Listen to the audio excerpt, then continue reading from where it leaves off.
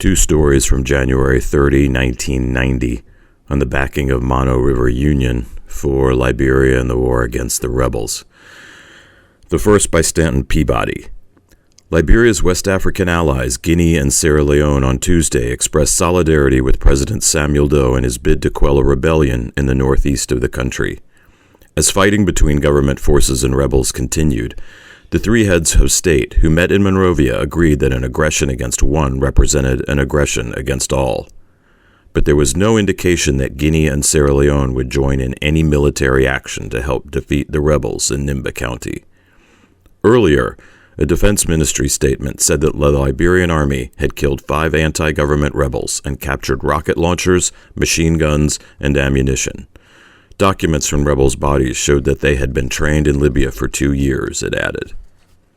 Hundreds of people have been killed and more than 65,000 Nimba people have fled to Ivory Coast and Guinea for fear of being killed by rebels or the army since the uprising against Doe began on December 24th. Nimba County was the scene of abortive coup attempts in 1985 and 1988. Government troops have been accused by refugees of harsh reprisals against suspected rebel sympathizers. Journalists in the region said fighting was continuing despite government assurances that the situation was under control.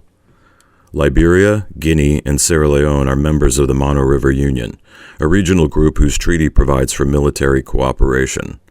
Doe, who took power in 1980 in a bloody coup, thanked Guinea's President Lassana Conte and Sierra Leone's Joseph Momoh for their show of solidarity on Tuesday. Conte told reporters that aggression against one of the three countries was an aggression against all, and interfered with the economic and social development of their union.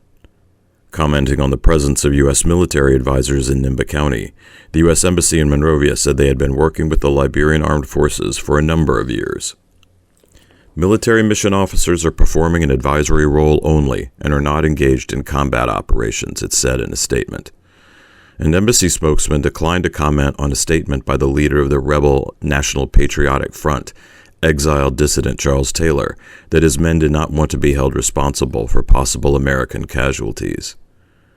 This is not an anti-American movement, but when an American soldier is exposed to the battlefront and gets killed, it creates another problem, Taylor said in an interview with the British Broadcasting Corporation.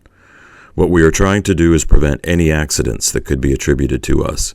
We are progressing according to our plan, he said.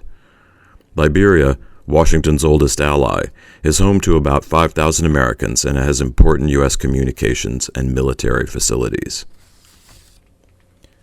And from the Xinhua General Overseas News Service, from January 30th, 1990, Mano River Union leaders pledged to end acts of aggression. 3 leaders of the Mano River Union today pledged to discourage and put an end to all acts of aggression within the subregion. In a statement issued at the end of their one-day summit, the presidents of Liberia, Guinea, and Sierra Leone also promised to continue abiding by the existing non-aggression pact. The pact, signed by the 3 West African countries in 1988, calls for cooperation in maintaining peace and security within the Mano River Union area.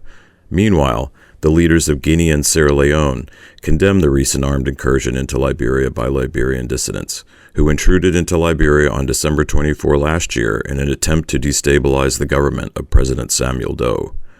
Speaking on behalf of Sierra Leonean head of state Joseph Momoh, Guinean President Lassana Conte said that any aggression against Liberia is an aggression against Guinea and Sierra Leone. Mr. Conte also said that he and Momoh are considering steps along with their Liberian counterpart to make sure that armed incursions into any member state of the Mano River Union is prevented.